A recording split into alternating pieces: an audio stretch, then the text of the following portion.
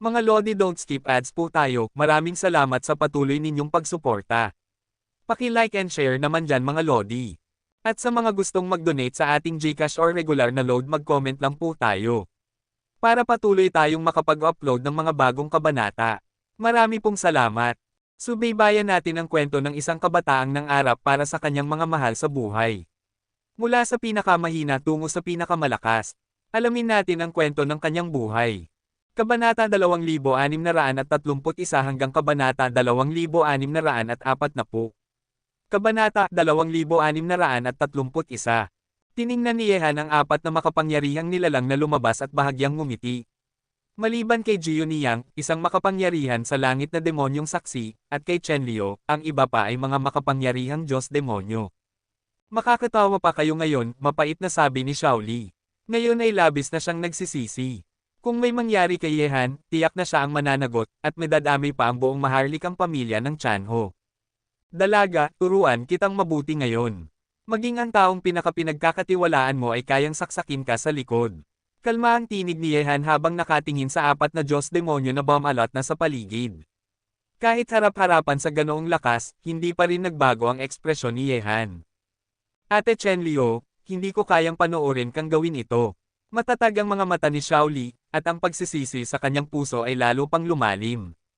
Kung alam lang niya na aatake si Chenlio kay Yehan, hindi sana niya dinala si Yehan dito. Ate Shaoli, mukhang wala ka nang magagawa rito. Babayaran ko ang pagkakautang ko sa'yo sa hinaharap, malamig na sabi ni Chenlio. Ye Chanson, wala ka ng ibang pagpipilian. Kung hindi mo siya palalayain, alam mo naman siguro kung ano ang magiging kahihinatnan.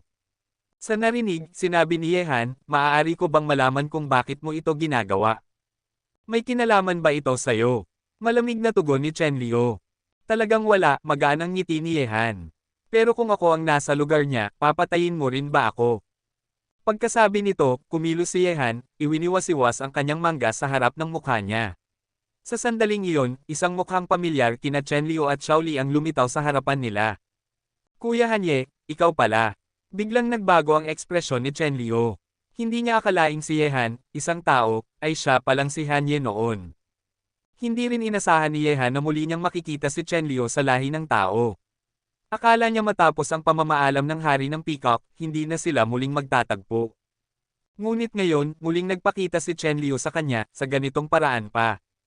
Hindi naman talaga nilalayon ni Yehan na magtago.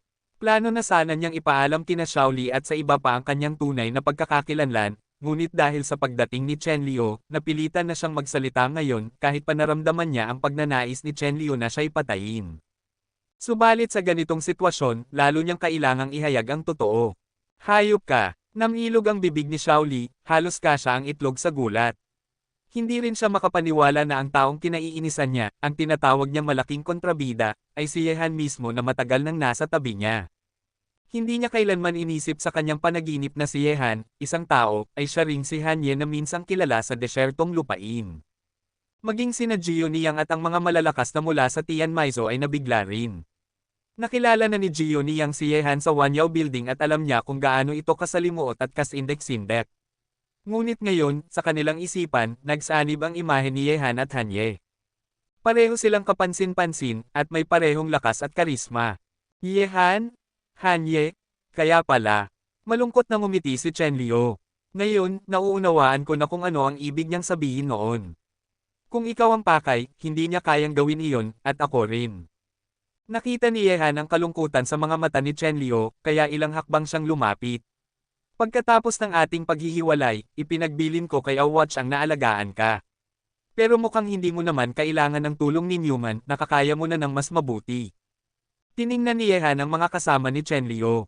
Maliban kay Jiyo Niyang na isang makapangyarihan sa langit na demonyong saksi, may apat pang Diyos-demonyo sa likod niya. Sa ganitong puwersa, halos katumbas na nila ang lakas ng maharlikang pamilya. Siguro, hindi ko na dapat sinabi sa kanya ang mga salitang iyon noon. Kung hindi, hindi sana ako narito ngayon, at hindi ako haharap sa ganitong mahirap na pagpipilian, sabi ni Chenlio habang nakatingin kay Yehan. Sa kanyang mga mata, may matinding pakikibaka. Noong una siyang dumating sa lahi ng tao, sinabi sa kanya ni Awatch ang na baka hindi niya kayanin ito. Noon, hindi siya naniwala. Ngayon, alam niyang totoo iyon dahil ang pakay nila ay si Yehan, na siya ring Hanye na kilala sa desyertong lupain ng hari ng Peacock. Parang, may dahilan ka talagang pumasok sa lahi ng tao, mahinang sabi ni Yehan. Ikaw man o si Awatchang, tapat kong itinuring na kaibigan. Kaya ayokong may itago. Ngayon na alam mong ako si Hanye, sabihin mo, ano ang layunin mo sa pagpunta rito? Mas lalong lumalim ang pag-aalinlangan sa mga mata ni Chenlio. Ilang sandali pa, bumalik sa lamig ang kanyang mukha, at ang mga mata niyang tila hiyas ay kumislap ng malamig na liwanag. Kuya Hanye, mas gusto ko pa rin ang dati mong pangalan. Ayokong saktan ka, pero ayokong makita ring bilanggo si Watchang. Kaya palayain mo siya, at hindi kita gagalawin ngayon. Kabanata 2632. Pagkasabi nito, unti-unting naging malamig ang aura ni Chenlio, at bumalik siya sa dati niyang malamig at walang emosyon na anyo. Sa sandaling ito, si Chenlio ay tila naging ibang tao kina Yehan at Shaoli. Sa narinig, napabuntong hininga si Yehan. Hinihinala niyang ang pagdating ni Chenlio sa ganitong oras at paraan ay tiyak na may layunin. Gayunman, nagulat pa rin siya na siya mismo ang pakay ni Chenlio, at tila mapagmataas pa ang dahilan. Ate Chenlio, sabi mo gusto mo lang makita ang kontrabida, hindi mo siya dapat saktan. Nabahala si Shaoli sa mga sinabi ni Chenlio. Bago pa nito, palihim siyang nakipag-ugnayan kay Chenlio, na siyang nag-utos sa kanya na ilabas si Yehan mula sa dakilang desyertong lungsod. Siyempre, labis ang tiwala ni Shaoli kay Chenlio kaya sumunod siya. Kung hindi, kahit hindi niya alam na si Yehan ay si Hanye, hindi niya ito dadalhin mag-isa sa labas ng lungsod na iyon. Pagkatapos ng lahat, si Yehan ay isa sa mga pinuno ng hukbong pantao, kung may mangyari sa kanya, maaapektuhan ang buong sitwasyon. Alam ito ni Shaoli, ngunit dahil sa tiwala niya kay Chenlio, hindi niya inakalang sasaktan nito si Yehan. Dalaga, tuso ang puso ng tao. Ginamit ka ng ate mo ngayon bilang leksyon, babayaran ko ito kapag nagkaroon ng pagkakataon, malamig na sabi ni Chenlio. Ngunit habang nakatitig siya sa mga mata ni Yehan na puno ng kapanatagan, nahirapan siyang tingnan ito dahil natatakot siyang muling lumambat ang kanyang puso. Pagkaraan ng isang sandali, lumabas mula sa likuran ni Chenlio ang apat na makapangyarihang Diyos-demonyo. Isang nakakatakot na aura ang bumalot sa buong paligid. Wala nang matatakbuhan si Yehan, kapag umatake ang apat na Diyos-demonyo, ang kanyang buhay at kamatayan ay hawak na nila. Ate Chenlio, hindi mo ito pwedeng gawin, namutla si Shaoli sa nakita. Lubos siyang nagsisisi ngayon na sumunod siya sa utos ni Chenlio at dinala si Yehan sa labas ng lungsod. Kontrabida, ako, nangingilid na ang luha sa mga mata ni Shaoli. Dalaga, tinuruan ka lang niya ngayon kung gaano kasalimot ang mundo, kalmadong sabi ni Yehan habang iniangat ang kanyang kamay. Sa narinig, nang inig ang katawan ni Chenlio, ngunit wala na siyang ibang mapipili kundi si Awatchang. Ye Chanzen, wala kaming alitan sa iyo, at hindi ikaw ang aming pakay sa pagpunta sa lahi ng tao. Kaya kung palalayain mo ang ikapitong anak ng maharlikang pamilya ng Peacock, iyon lamang ang tanging paraan mo. Kung hindi, huwag kaming sisihin kung magiging malupit kami. Malalamig ang tingin ng apat na Diyos-demonyo ng lahing Tianmei kay Yehan. Ang pressure na bumalot sa langit at lupa ay halos pumihil sa kanyang paghinga. Ngunit hindi nagbago ang ekspresyon ni Yehan kahit harap-harapan sa apat na makapangyarihang Diyos-demonyo ng Tianmei. Tianmaizo, maghinay-hinay kayo sa inyong mga salita at gawa. Tandaan ninyo, narito kayo sa lupain ng mga tao. Hindi ba't maling lugar ang pinili ninyo? At higit sa lahat, sigurado ba kayong kaya ninyo? Malamig na ngiti ni Yehan. Tila ayaw ni Ye Chanzen uminom ng alak sa magandang paraan. Kung gayon, tanggapin mo ang kaparusahan. Sa isang iglap, naglabas sila ng napakalakas na puwersa na pumihil sa lahat ng nasa paligid, pati ang simoy ng hangin ay tila natigil. Apat silang sabay-sabay na umatake, at kahit gaano pa kalakas si Yehan, hindi siya makakatapat sa kanila. Lalong tumigas ang mukha ni Yehan, at ang aura niya ay parang yelo ng 10,000 taon. Sa tingin ko, mas nararapat na sa inyo ko sabihin ang mga salitang iyan. Ngunit sa kasamaang palad, tila dito na magwawakas ang lahi ng Tianmei. Nang marinig ng apat na Diyos-demonyo ang malamig niyang tinig, lalo pang tumindi ang kanilang mga aura, handang durugan si Yehan sa isang iglap. Bagaman ayaw ni Chenlio ng ganitong labanan, wala siyang magawa kundi tulungan si Awatchang at umatake kay Yehan. Kay abangang walang hanggan, Ye Chanzen. Dahil ayaw mong makinig, magdusa ka na lang. Talaga, kung sa inyo lang ako aasa, mukhang wala pa kayong pagkakataon. Isang malamig na ngiti ang sumilay sa mukha ni Yehan, mula simula hanggang dulo, walang takot sa kanyang mga mata, na natiling kalmado. Buzz! Buzz! Ngunit sa mismong sandaling iyon matapos magsalita si Yehan, biglang sumabog ang mga nakakatakot na aura sa buong paligid. Napaatras ang apat na Diyos demonyo ng Tianmei sa gulat. Gaya ng sinabi ko, kayo ang mananagot sa mga kahihinatnan. Malamig na sabi ni Yehan. At sa ilalim ng kanilang mga nagugulat na tingin, biglang lumitaw sa mundo ang 10 nakakatakot na nilalang, mas malakas pa ang aura ng bawat isa kaysa sa apat na Diyos demonyo ng Tianmei. Sila ang 10 alipin ng espada.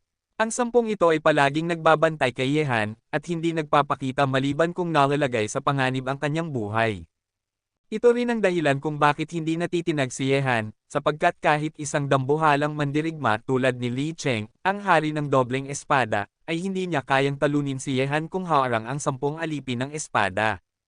Kabanata 2633. Siyempre, hindi pinansin ni Yehan ang apat na makapangyarihang Diyos demonyo ng lahing Tianmei. Isang kaibangan para sa kanila na subukang atakihin siya.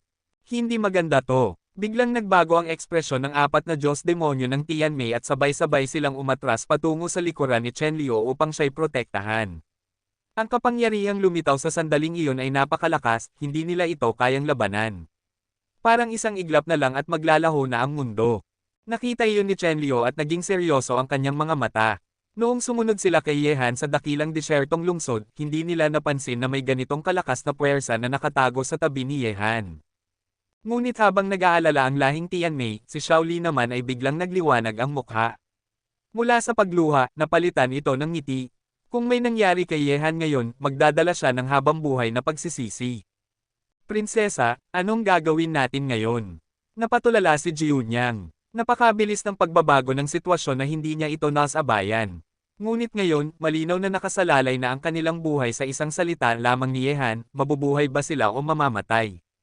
Sa narinig, napatingin si Chen Liu kay Yehan at napabuntong hininga. Ano pa nga bang magagawa niya? Ang lahat ng inisyatiba ay nasa kamay na ng binatang kaharap nila. Lahi ng Tianmei, wala akong balak na maging kaaway ninyo. Pero kayo mismo ang nagdala ng gulong ito. Bigyan ninyo ako ng dahilan para palayain kayo, kung hindi, dito mismo kayo mamamatay ngayon. Malamig ang ekspresyon ni Yehan. Para sa kanya, sino mang manggahas umatake sa kanya ay kaaway. At kailanman, hindi siya nag-uurong ng kamay sa mga kaaway, sapagkat ang awa ay katumbas ng pagpapalaki ng halimaw. Karapat-dapat kang ang tawaging isa sa mga pinuno ng lahing tao, Ye Chanzan. Aminado kami, ngayon, kung laban ang gusto mo, lalaban kami. Malamig na sagot ng apat na Diyos demonyo ng Tianmei. Sa kalagayang ito, wala na silang ibang pagpipilian kundi lumaban, kahit pa mapait ang wakas. Gustong mamatay. Madali lang yan, mapanuksong ngiti ni Yehan. Pagkatapos ay tumingin siya kay Chen Liu na tila tahimik lamang at sinabi, ilan lang ang tunay kong kaibigan sa lahi ng mga demonyo. Bukod kay Shaoli, ikaw at si Ao Wachang lang. Inasahan kong balang araw ay magtatagpo kami ni Ao Wachang sa digmaan, pero hindi ko akalaing mangyayari ito sa pagitan nating dalawa. Bakit? Anong dahilan mo? Dahil lang ba sa kay-abangan? Ate Chen Liu, nasa likod ni Yehan, nag-aalangan si Shaoli. Hindi niya gustong mapahamak si Yehan, pero ayaw rin niyang masaktan si Chen Liu. Ayaw niyang makita ang dalawa na nagpapatayan. Kuya Hanye, sabi ni Chen Liu, sa mundong ito, bukod sa kakaunting natitirang kasamahan ko, iilan lang ang tapat sa akin, at isa ka doon. Pero si Wachang, kung kailangan kong pumili sa inyong dalawa, pipiliin ko si Wachang. Dahil siya ang kaya kong abutin, samantalang ikaw, parang araw sa langit, maliwanag pero kailanman hindi ko maaabot. Malalim ang hinga ni Chen Liu habang itinatago ang pagkalito sa kanyang mga mata. Ngayon na pinili na niya si Ao Wachang, hindi na siya tatalikod. Natahimik si Yehan. Nauunawaan niya ang ibig sabihin ni Chen Liu. Pinili nito ang taong kaya niyang abutin, hindi ang taong maaari lang niyang hanggan mula sa malayo. At tama rin ang pagpili ni Chen Liu, kung pinili niya ang araw, baka wala siyang kahihinatnan. Alam ba ito ni Ao Wachang? Tahimik na tanong ni Yehan. Tumango si Chen Liu, madilim ang mga mata. Kuya Hanye, patawad, kailangan kong gawin ito para sa kanya. Sa pag-ibig, wala kang ginawang mali. Totoo, wala namang kasalanan si Chen Liu. Pinili lang niya si Ao Wachang, at dapat niyang panindigan iyon. Pero dahil dito, tuluyang mapuputol ang ugnayan ni Yehan at Awatchang, magiging ganap silang magkaaway. At kung mangyari iyon, wala nang pagkakataong mapunta sa panig ng mga tao ang maharlikang pamilyang Peacock. Dahil kay Awatchang, at sa mga alaala natin noon, umalis na kayo. Habang naghahanda na ang mga mandirigma ng Tianmei para sa isang malaking labanan, biglang nagsalita si Yehan ng mga salitang hindi nila inasahan. Sa halip na lumaban, pinatawad niya sila. Kuya Hanye, dalawang malinaw na patak ng luha ang bumagsak sa pisngi ni Chen Liu, ramdam niya ang bigat ng damdamin ni Yehan sa sandaling iyon. Lumayas na kayo. Iwanan ninyo ang lupain ng mga tao, bago ko pabaguhin ang isip ko, mariing sabi ni Yehan habang marahang ipinikit ang mga mata. Bagaman masakit sa kanya ang desisyon ni Chen Liu, hindi niya kayang tuluyang putulin ang ugnayang iyon. Maraming salamat, Ye Chanzen. Prinsesa, umalis na tayo. Kabanata 2634. Habang pinagmamasdan ng si Chen Liu na tumutulo na ang mga luha, agad siyang dinala palayo ng mga malalakas na mandirigma ng lahing Tianmei. Sa sitwasyong ito ngayon, isang malaking biyaya na lang naligtas silang pinayagan ng binatang kaharap nila na makaalis. Kaya't dali-dali silang umalis sa lugar. Nang tuluyang mawala sa paningin ang mga taga-lahi ng Tianmei, lumapit si Shaoli kay Yehan. Nilalaro niya ang laylayan ng damit nito at nakayuko, hindi makatingin sa kanya. Kung hindi dahil sa nangyari ngayon, dahil siya ang nagdala kay Yehan doon, hindi sana ito naganap. Siyempre, kahit hindi dinala ni Shaoli si Yehan palabas ng dakilang disyerto ngayon, hahanapin pa rin ng mga taga-Tianmei clan ang pagkakataon para salakayin si Yehan. Gusto nilang iligtas si Awatchang at si Yehan ang tanging paraan para magawa iyon. Pinayagan ni Yehan na umalis ang Tianmei clan at hindi sila pinigilan ng 10 alipin ng espada. Ang tungkulin lamang ng mga ito ay protektahan si Yehan, wala na silang ibang pakialam. Malaking kontrabida, ako, wika ni Shaoli ng mahina, nakayuko pa rin at hirap magsalita. Narinig iyon ni Yehan, kaya tinapit niya ito sa balikat at sinabing, wala kang kasalanan. Pero na, bumalik tayo sa dakilang desyertong lungsod. Manam. Tumanggaw si Shaoli ng masunurin. Laking ginhawa niya nang hindi siya sinisi ni Yehan. Ang nangyari kanina ay talagang mapanganib kung wala ang 10 alipin ng espada, baka nasa kamay na siya ngayon ng Tianmei clan. Kapag nangyari iyon, si Yehan ang magiging bihag nila, at tiyak na gagamitin nila siya bilang pambala sa malaking kaguluhan. Pagkatapos noon, dinala ni Yehan si Shaoli pabalik sa dakilang desyertong lungsod. Muli namang nagkubli ang 10 alipin ng espada, ni si Yehan ay hindi alam kung saan sila nagtago, pero alam niyang kapag nalagay siya sa panganib, tiyak na lilito silang muli. Pagbalik nila sa dakilang desyertong lungsod, agad pinauwi ni Yehan si Shaoli, ang malikot na dalagang ito, sa hari ng Chanho.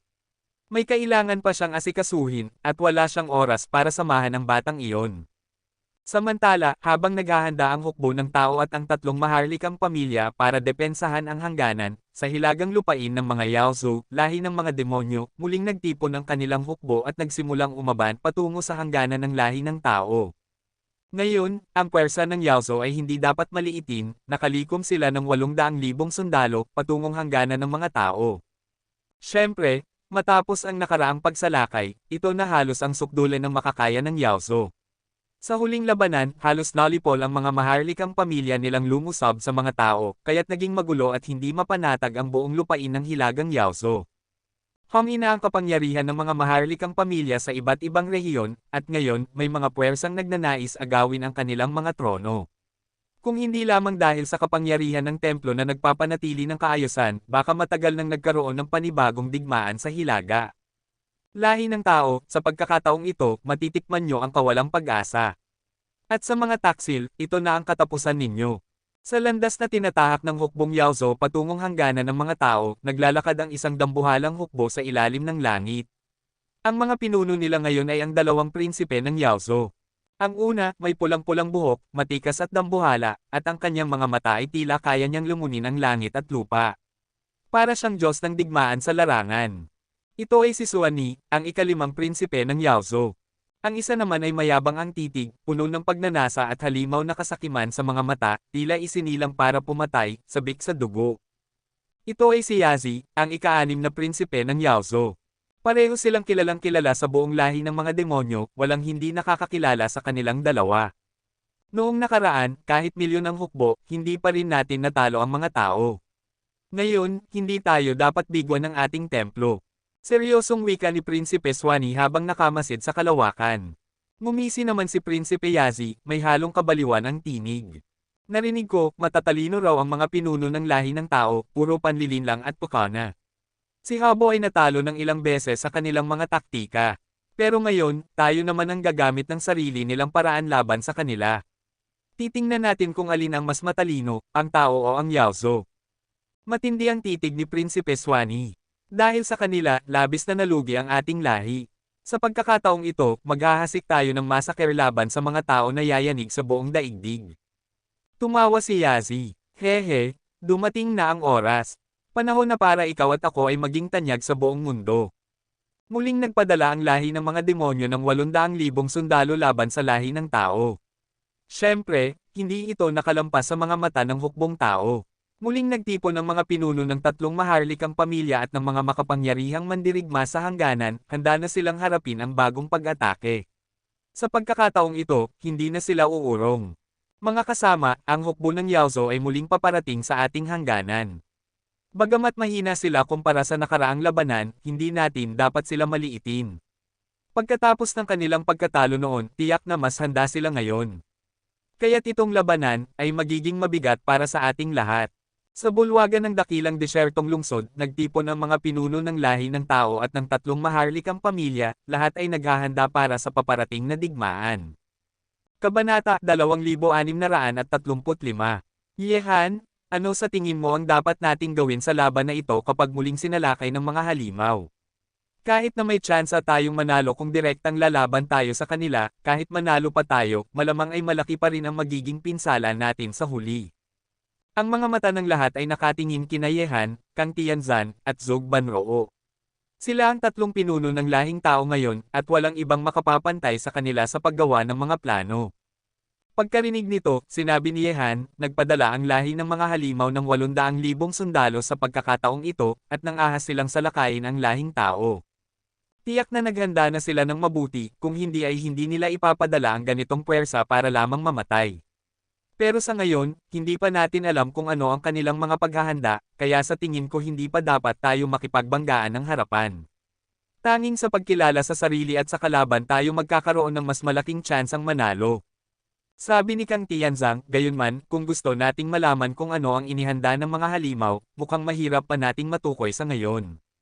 At sa pagkakataong ito, sina Prinsipe Swanee at Prinsipe Yazi ang nangunguna sa 800,000 hukbo ng mga halimaw. Ang isa ay tuso, ang isa naman ay mabangis, ang pagharap sa kanila ay hindi mas madali kaysa sa pakikitunggali sa mga higanti. Sabi naman ni Zhou Prajna, kung dumating na ang 800,000 hukbo ng mga halimaw dito at ipipilit nilang pumasok sa lupaing pantao, wala tayong ibang magagawa kundi harapin sila. Hindi na ito maiiwasan. Masama ang ganitong estratehiya dahil sa ngayon ay halos magkapantay ang lakas ng dalawang panig. Ang direktang banggaan ay walang benepisyo sa alinmang lahi. Bilang mga pinuno, sina Swanee at Yazi ay tiyak na naiisip na nila ito, kaya sa tingin ko may iba pa silang plano. May punto si Prajna, sabi ni Yehan. Sa ngayon, hindi pa umaabot sa hangganan ng mga tao ang 800,000 hukbo ng mga halimaw. Habang hindi pa natin alam ang kanilang mga inihandang hakbang, magtatanggol muna tayo at magmamasid ng mahinahon. Tingnan natin kung anong makapangyarihang paraan ang ihahanda nila ngayon. Ang 800,000 hukbo ng mga halimaw ay nagmarcha patungo sa lupain ng mga tao. Ang kanilang layunin ay malinaw, ang sakupin ang buong lahi ng tao. Sa nakaraang pagsalakay, bukod sa 3 pangunahing maharlikang pamilya, ang bihag na pamilyang Peacock, at ang 1,000 sundalong nagbantay kay Prinsipe Habuki, ang 1,000,000 hukbo ng mga halimaw ay ganap na nawasak. Ang pagkatalong iyon ay nagdulot ng malaking kahihiyan sa kanilang templo. Malakas sila, ngunit nabigo silang talunin ang tinuturing na mahinang lahi ng tao. Ang buong kontinente ng mga Diyos at demonyo ay nagtawanan sa kanila at tinawag silang Hangul, pinaglaruan ng mahihinang nilalang. Ngunit ngayon, muling nagtipon ang lahi ng mga halimaw ng 800,000 sundalo upang sumalakay sa mga tao. Natural, hindi ito nakaligtas sa pansin ng iba't ibang lahi sa kontinente. Alam ng lahat kapag may malakihang kilos ng hukbo. Muling nagsugol ng hukbo ang lahi ng mga halimaw laban sa mga tao. Bagamat mas mahina sila ngayon kaysa dati, kung ihahambing sa kasalukuyang lakas ng mga tao, halos magkapantay na sila. Kapag tuluyang nagsimula ang labanan, mahirap nang hulaan kung sino ang magwawagi. Tama ka, malaki na ang pinsala ng mga halimaw sa nakaraang labanan. Nabigo silang sakupin ang mga tao kahit may 1,000,000 sundalo. Ngayon na bumabalik sila, tiyak na mas maingat na sila kaysa noon. Mahirap na sigurong mabigla pa sila ng mga tao. Ang digmaan ng mga tao at mga halimaw ay malayo pa sa katapusan. Hanggat may kakayahan pang lumaban ng isa, magpapatuloy ang tunggalian ng dalawang lahi magpakailanman. Ngunit hindi pa natin alam kung anong kamangha-manghang labanan ang mangyayari kapag nagsagupaan muli ang pinuno ng mga halimaw at ang pinuno ng mga tao. Sa sandaling ito, habang nakatuon ang mga mata ng hukbong pantao sa mga halimaw, pinagmamasdan naman ng iba't ibang lahi sa kontinente ng mga Diyos at demonyo ang nagaganap. Sa digmaang ito, alinmang panig ang manalo ay tiyak na babago ang balanse ng mundo. Ngunit sa kabila ng lahat ng pagtingin, laking gulat ng lahat ng ang 800,000 hukbo ng mga halimaw ay hindi nagtuloy sa hangganan ng mga tao, kundi huminto sa isang lungsod sa gilid ng kanilang teritoryo. Kapag lumampas sila roon, papasok na sila sa lupang tigang. Ang lupang tigang na ito ang naghihiwalay sa lahi ng tao at ng mga halimaw. Noong nakaraang pagsalakay, si Prinsipe Hebuki ay diretsyong nagmarcha dito kasama ang 1,000,000 hukbo. Ngunit ngayon, sina Prinsipe Swanee at Yazi ay huminto sa hangganan at hindi tumuloy. Pinili nilang manatili sa lungsod ng mga halimaw na nasa hangganan ng mga tao. Ang kilos na ito ay nakapagpabagabag sa lahat, ano kaya ang ibig sabihin nito? Nagpadala ng 800,000 sundalo ang mga halimaw pero hindi sila umatake, ni gumalaw. Tahimik silang nananatili sa lungsod sa hangganan. Ano kaya ang pakay nila? Sa Great Wilderness City, nagtipon ng mga pinuno ng lahi ng tao, kabilang sina Yehan, Zugbanroo, at Kang Tianzan. Ramdam nila ang banta, narito na ang panganib, pero hindi pa tuluyang dumarating, kaya't kailangan nilang maging handa anumang oras. Ang mas mahirap pa, hindi nila maunawaan kung ano ang plano ng mga halimaw. Kapag hindi nila ito na lamang mabuti, magiging mahina ang panig ng mga tao. Mukhang mas mabigat ang kalaban natin ngayon, sabi ni Yehan habang huminga ng malalim. Mas maingat sila kaysa kay Hebuki noon. Ang simpleng hakbang na ito ay nagbibigay na sa atin ng kaba at pagkalito. Sumimangot si Kang Tianzang at nagsabi, sina Swanee at Yazi, ang isa ay matapang at bihasa sa digmaan, at ang isa naman ay mapag-isip at mapaghiganti. Malaki ang pinsalang na idulot natin sa kanila noon. Ngayon, sila mismo ang mangguna sa labanan, kaya siguradong gusto nilang bumawi. Tingin mo, ano ang dapat nating gawin ngayon? Tanong ni Yehan kay Kang Tianzang. Sige, tanungin natin siya muna, sagot ni Kang Tianzang habang tumingin kay Zugbanroo. Naniniwala akong mas marami siyang maisip na paraan kaysa sa akin sa ganitong sitwasyon. Ngumiti si Zugbanroo at umiling. Ang Ginoo ay sobra ang papuri. Hindi pa natin alam ang plano ng mga halimaw. Sa ngayon ay nakapwesto lamang sila sa hangganan ng kanilang teritoryo. Hanggat hindi sila kumikilos, wala tayong makikitang bakas para makagawa ng kontrahakbang. Kung ganoon, maghihintay na lang ba tayo sa susunod nilang kilos? Tanong ng isa sa mga pinuno ng tao, nakakunot ang noo. Hindi magandang ideya na maging kampante habang nakabinbin ang panganib. Sagot ni Zugprajna, hindi naman ganoon. May paraan pa, ngunit hindi ito ang pinakamainam na hakbang. Kabanata 2636. Pagkarinig nito, lahat ng naruroon ay napatingin kay Zugprajna. Nagpatuloy si Zugbanroo, ang kasalukuyang sitwasyon ay nasa ilalim tayo ng kalamangan ng kalaban. Kung gusto nating baguhin ito at maging mas aktibo, kailangan nating kumilos muna, ang umatake sa lahi ng mga halimaw ng direkta, upang maistorbo natin ang kanilang mga plano. Pagkarinig sa sinabi ni Zugprajna, lahat ay napakunot ang noo. Bagamat ito ay isang solusyon, hindi ito ang pinakamahusay na estratehiya. Kung haharapin nila ang lahi ng mga halimaw ng harapan, kahit manalo pa ang mga tao, gaano na lang kaya ang matitirang lakas nila? Kapag sinamantala ng ibang mga lahi ang pagkakataon at sinalakay ang osang-hining lahi ng tao sa panahong iyon, tiyak na wala na silang magagawa. Dapat malaman na kahit ang mga halimaw ang kasalukuyang umaatake, matagal nang nag-aabang ang mga demonyong may tusong hangarin laban sa lahi ng tao. At kapag nagkaroon ng pagkakataon, sino ang makapagsasabi kung bigla ring makikialam ang mga Diyos? Kaya napakaraming hindi tiyak na bagay kapag nagharap ng direkta. Maghintay muna tayo, malalim ang paghinga ni Yehan bago nagsalita. Bagamat tama si Prajna, hindi ito ang pinakamainam na paraan. Ayaw nating makipagsagupaan ng harapan, at sigurado ring ganoon din ang lahi ng mga halimaw. Dahil kahit manalo sila, malaki rin ang magiging pinsala nila. Kapag nangyari iyon, yayanig ang pundasyon ng kanilang lahi, at baka pati ang ibang mga lahi sa kontinente ng mga Diyos at demonyo ay maglunsad din ng pagsalakay laban sa kanila. Pero dahil hindi pa sila kumikilos, hindi tayo dapat magpadalos-dalos. Hanggat maaari, dapat nating ingatan ang ating lakas. Samantala, habang pinag-uusapan ng mga tao ang kanilang magiging hakbang, nagsasagawa rin ng pulong ang lahi ng mga halimaw. Ang mga tao, siguradong para silang mga langgam sa ibabaw ng mainit na palayok ngayon, hindi ba? Sabi ni Prinsipe Yazi na may tusong ngiti. Ang gusto ko ay makita silang walang magawa. Hindi pa man nagsisimula ang digmaan, hawak na natin ang kalamangan. May mabangis na titig si Prinsipe Swanee nang sabihin niya, malapit nang matapos ang teleportation formation. Kapag bumaba mula sa langit ang hukbo ng mga halimaw, ipapatikim ko sa lahi ng tao kung ano ang pakiramdam ng malipol. Kung gusto ninyong gawin iyan, may maibibigay akong payo sa inyo. Biglang, mula sa labas ng bulwagan ng mga halimaw, isang binatang may malamig na tingin at kakaibang aura ang pumasok kasama ang ilang tauhan. Nang makita ni na Prinsipe Swanee at Prinsipe Yazi ang kabataang ito na walang paanyayang pumasok, parehong bahagyang ngumisi ang kanilang mga labi habang pinagmamasdan siya. Sa unang digmaan laban sa mga tao, ikaw ang dahilan ng malaking pagkatalo ng ating lahi. Napahiya tayo sa buong kontinente ng mga Diyos at demonyo. Hindi ka pa bumabalik sa templo para sa parusa, at ngayon ay naglalakas loob ka pang humarap dito. Hindi ka ba natatakot na ipadala kitang muli sa templo, ika-10 prinsipe? Isang mapanuyang kislap ang lumitaw sa mga mata ni Prinsipe Yazi, mas tuso pa kaysa kay Prinsipe Habo. Tama, ang biglang dumating na binata ay si Prinsipe Haboki. Matapos ang pagkabigo sa huling pagsalakay laban sa mga tao, hindi siya bumalik sa templo para magparusa kundi nanatili. Bagamat iniutos ng templo na bumalik siya, hindi matanggap ni Prinsipe Habo ang pagkatalo. Hindi siya makapapayag na talunin ni Nayehan at ng mga tao. Si Prinsipe Habo ay puno ng ambisyon at determinasyon na bawiin ang dangal na kanyang nawala. Kailangan niya ng pagkakataon, at nakita niya ito sa 800,000 hukbo ni na Prinsipe Swanee at Prinsipe Yazi.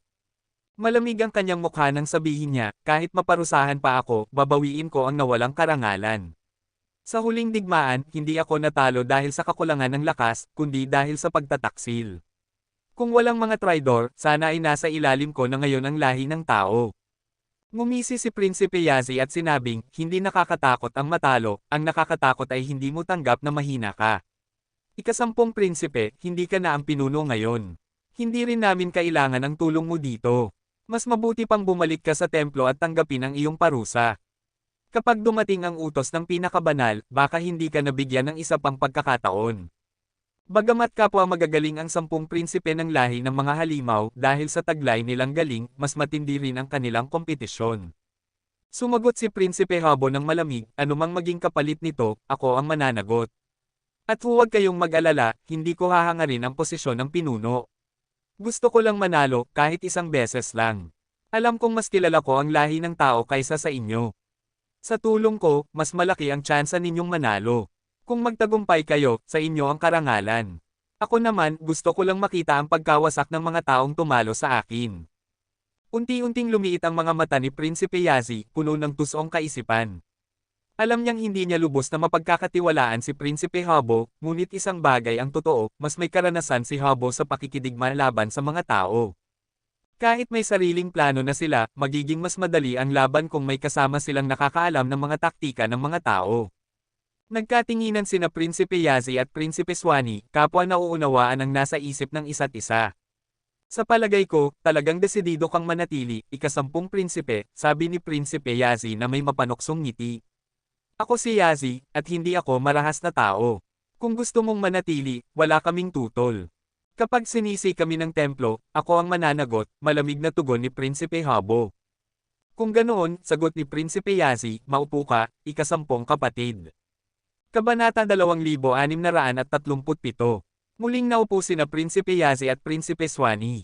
Pasimpleng tumingin sila kay Prinsipe Habo na malamig ang anyo, at sinabi.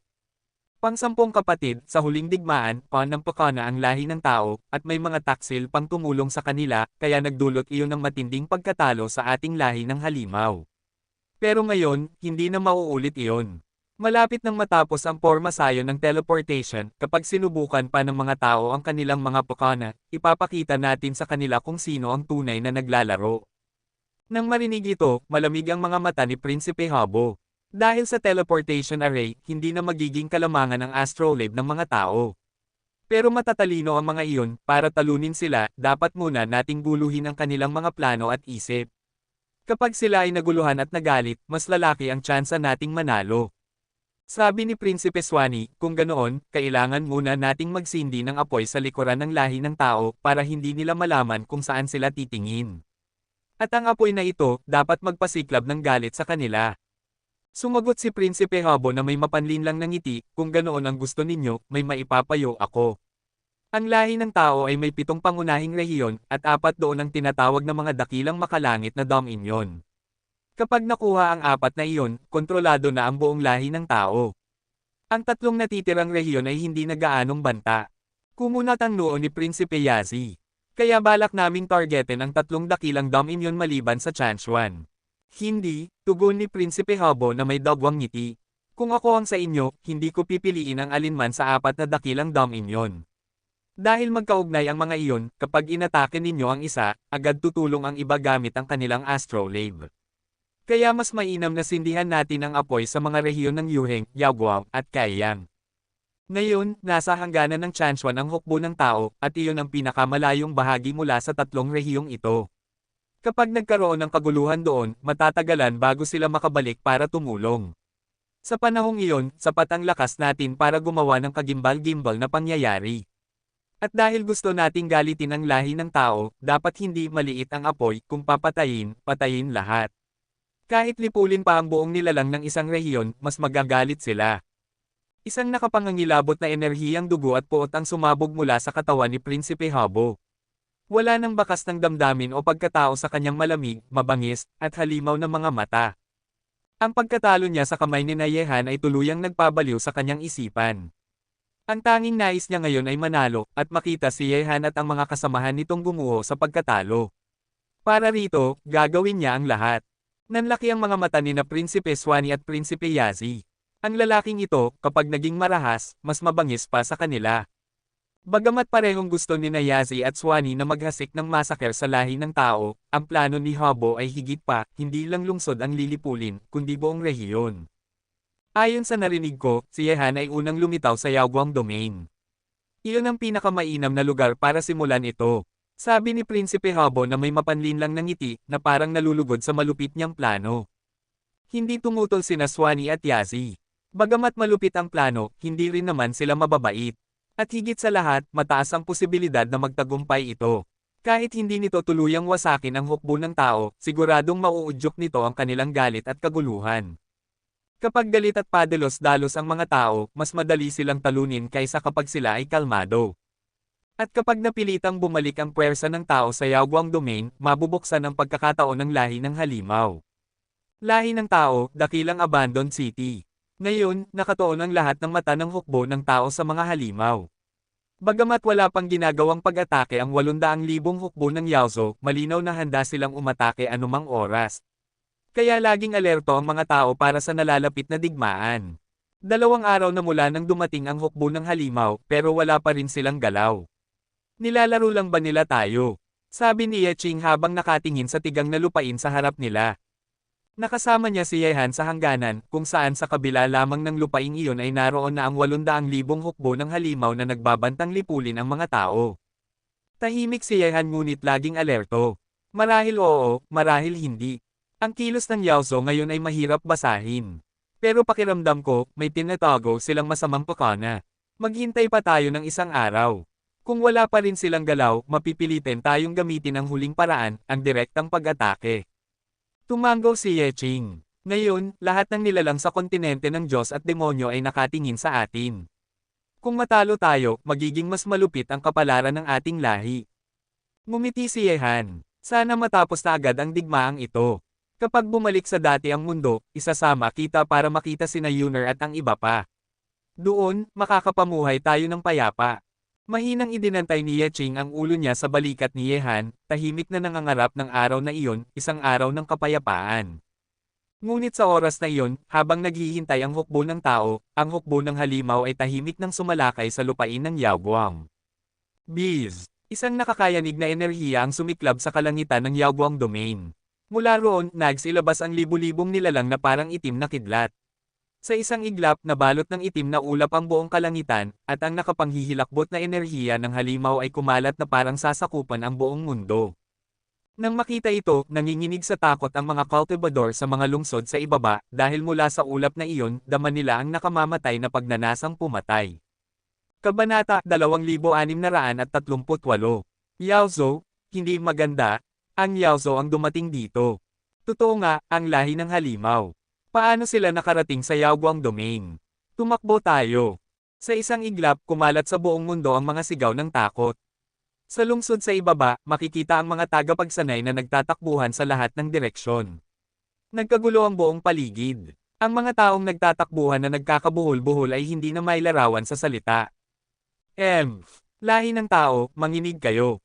Ngayon ang inyong katapusan. Patayin silang lahat, huwag mag-iwan ng ni isa. Isang tinig na puno ng matinding puot ang sumabog mula sa itim na ulap at ang matinding pagnanais pumatay ay nakakatakot. Pagkatapos, ang kakilakilabot na itim na ulap ay naghiwa-hiwalay, naging mga aninong pamatay, at sumugod pababa sa lungsod.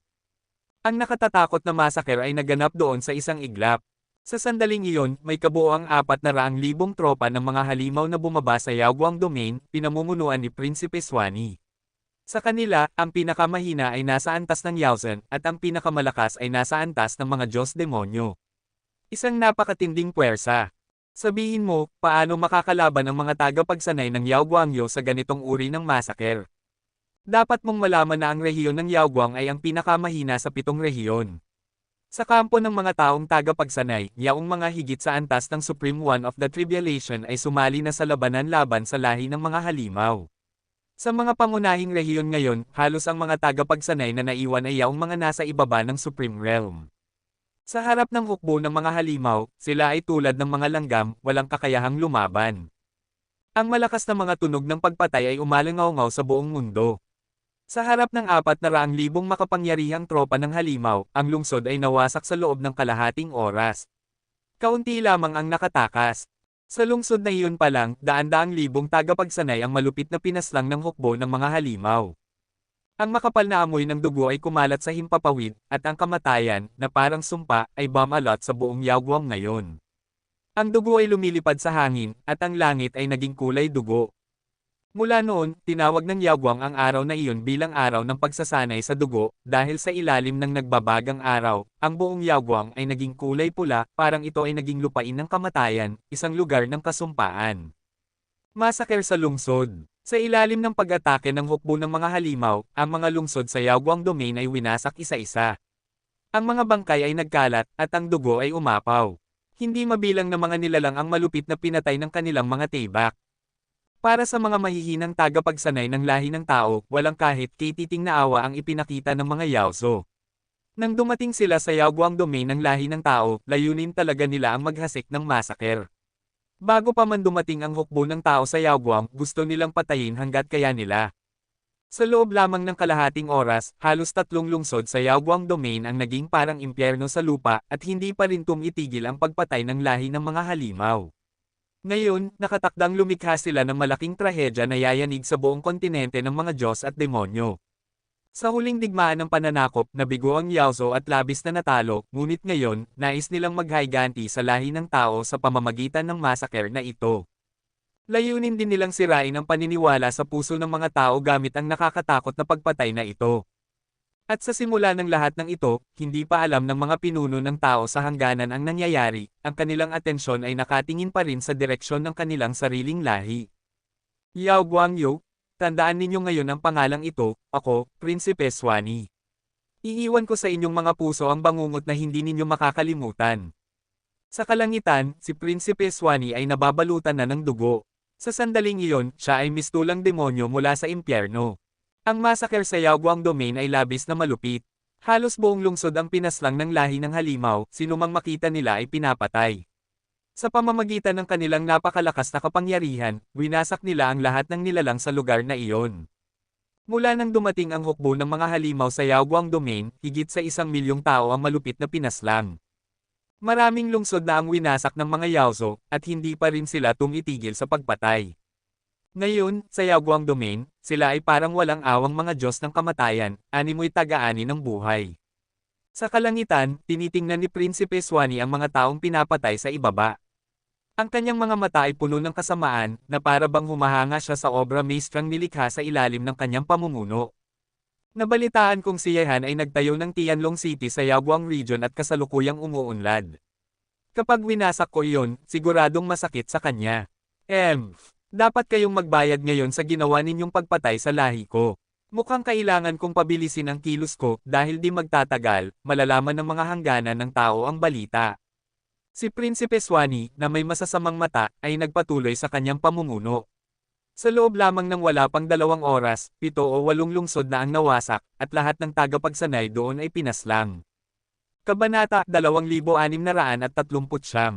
Umabot na sa ilang milyong tao ang bilang nito. Isang nakakatakot na bilang, at hanggang ngayon ay patuloy pa rin itong tumataas. Gayunman, sa ilalim ng napakabilis na masaker ng mga Yaozo, kahit kakaunti lamang ang nakatakas, ang pagpatay na kanilang ginawa sa Yaoguang Region ay kumalat na sa higit kalahati ng rehiyon. Ang mga tao ay nagtatakbuhan ng takot, pilit na naghahanap ng masisilungan sa ibang mga rehiyon bago pa dumating ang mga halimaw. Paano nakatawid ang mga Yaozo sa hangganan ng lahi ng tao at nakapasok sa Yaoguang Domain? Sa Tianlong City ng Yaoguang Domain, sina Qingai Shengwang, Qin Wudao, Gu Jianxi, Wan Qiruoxi, at ang iba pa ay may bakas ng matinding galit sa kanilang mga mukha. Alam na nila ang kakilakilabot na masaker na ginawa ng lahi ng mga halimaw laban sa mga tao. Marahil ay huli na para ipaalam pa kay Yehan ngayon. Papunta na ang hukbo ng mga halimaw sa Tianlong City. Dalhin ninyo agad ang pamilya ng batang iyon at umalis sa Tianlong City.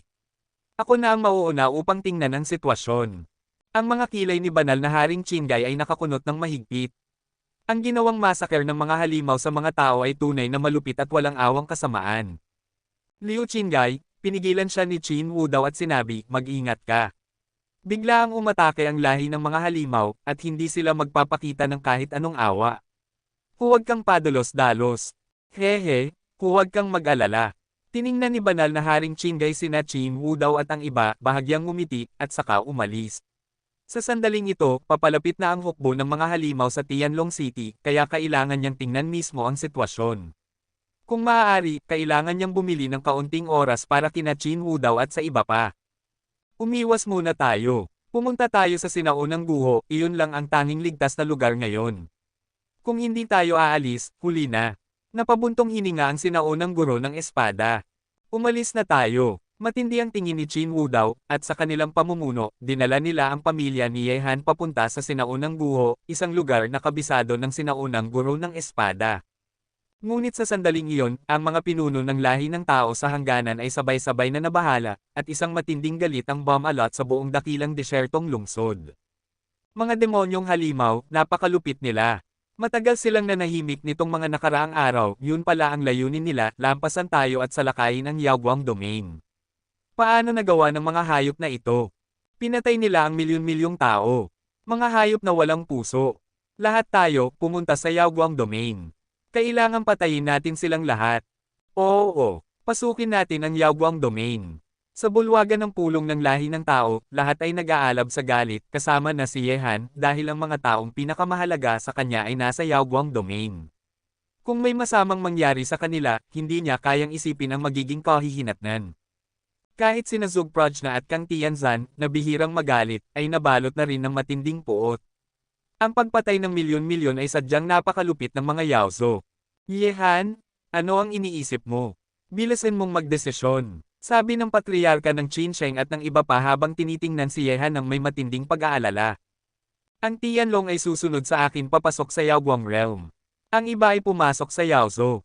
Ngayon, ang tanging paraan para mailigtas ang Yaoguang Realm ay ang lumaban. Bagaman hindi na mapigilan ang galit sa kanyang puso, alam ni Yehan na bilang isang pinuno, kailangan niyang manatiling kalmado at gumawa ng tamang desisyon. Maaaring hindi ito ang pinakamahusay na hakbang, ngunit wala ng oras para mag-isip pa. Ngayon, pinagsisisihan ni Yehan na hindi niya agad inatake ang mga Yaozo noon. Kung ginawa niya iyon, marahil ay hindi na nangyari ang lahat ng ito. Subalit kahit napakatalino ni Yehan, hindi siya isang Diyos, may mga bagay talaga siyang hindi kayang mahulaan. Pagkatapos, dinala ni Yehan ang buong puwersa ng Tianlong papunta sa Yaoguang Realm. Kahit malayo ang pagitan ng Chanchuan Realm at Yaoguang Realm, sa tulong ng kapangyarihan ng Astrolabe ni Yehan at sa buong puwersa, 4 hanggang 5 oras lamang ay sapat na para makarating sila. Kasabay nito, ang hukbo ng tao at ang 3 maharlikang pamilya sa hangganan, sa pamumuno ni Kang Tianzan, ay tumungo upang lusubin ang hukbo ng mga halimaw sa kabilang panig ng desyertong lupain. Talagang nagpadala sila ng hukbo para atakihin ang lahi namin. Mukhang hindi pa lubos na nawala ang katinoan ng mga taong ito. Sa lungsod sa gilid ng teritoryo ng mga demonyong halimaw, ang mga mata ni Prinsipe Yazi ay kumikislap ng malupit na liwanag. Inutusan niya, ipatawag si Prinsipe Swani. Sapat na ang mga pagpatay na ginawa niya sa lahi ng tao. Ang susunod na yugto ay ang harapin mismo ang hukbo ng tao. Dumating na ang oras, bagaman hindi perpekto ang plano, maganda naman ang naging resulta. Pagkarinig nito, hindi na nagsalita pa si Prinsipe Habo. Totoo nga, panahon na upang ipunin muli ang puwersa ng lahi ng mga halimaw at harapin ng direkta ang hukbo ng mga tao. Kabanata 2640. Sa Yaoguang Domain, Tianlong City, ang lahat ng mga tagapagsanay ay nagtatakbuhan sa iba't ibang direksyon, at sa oras na ito ay dumating na ang hukbo ng lahi ng mga halimaw sa labas ng Tianlong City. Sa parehong sandali, naroon din si banal na Haring Qinggai upang labanan sila. Patayin. Ito na ang huling destinasyon, walang maiiwan.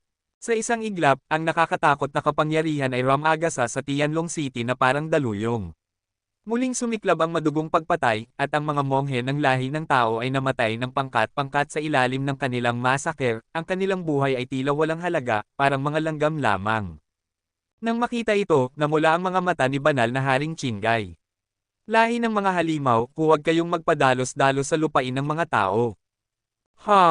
Sa isang iglap, sumabog mula sa katawan ni banal na Haring Qinggai ang hindi matatawarang liwanag ng asul na espada na parang 10,000 palaso. Sa isang iglap, daan-daang Yaozen Masters na nasa unahan ay agad na napatay. Hindi ko inasahan na may isang malakas na banal na hari ng tao dito.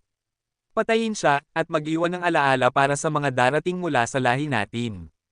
Malamig na ngumiti si Prinsipe Swani habang nakatitig kay banal na Haring Qinggai na pumasok na sa kampo ng mga demonyo. Ngayon, ako si Liu Qinggai, sa wakas ay nakapasok sa digmaan laban sa lahi ng mga halimaw, lumalaban para sa lahi ng tao. Bata, tinutupad ko ang pangako ko sa'yo, at wala akong pinagsisisihan. Sumabog ang nakakatakot na liwanag mula sa katawan ni banal na Haring Qinggai. Bagaman nakaalis na sina Qin Wu Dao at ang iba mula sa Tianlong City, ginamit pa rin niya ang kanyang sariling katawan upang bumili ng oras para sa kanila, at higit pa roon, para gawin ang kanyang huling sakripisyo para sa lahi ng tao. Sa huli, ang mga tagapagsanay sa Tianlong City ay napatay o nakatakas. Kung hindi lamang dahil hindi pa inaatake ng hukbo ng tao ang lahi ng mga demonyo, at ipinatawag ni Prinsipe Yazi si Prinsipe Swani, tiyak na hindi magiging Tianlong City ang huling destinasyon ng massacre ng mga halimaw. Bukod pa rito, hindi alam ng mga Yaozo na naruroon ang pamilya ni Yehan sa Tianlong City. Kung alam nila, tiyak na may mangyayaring magpapawala sa katinoan ni Yehan.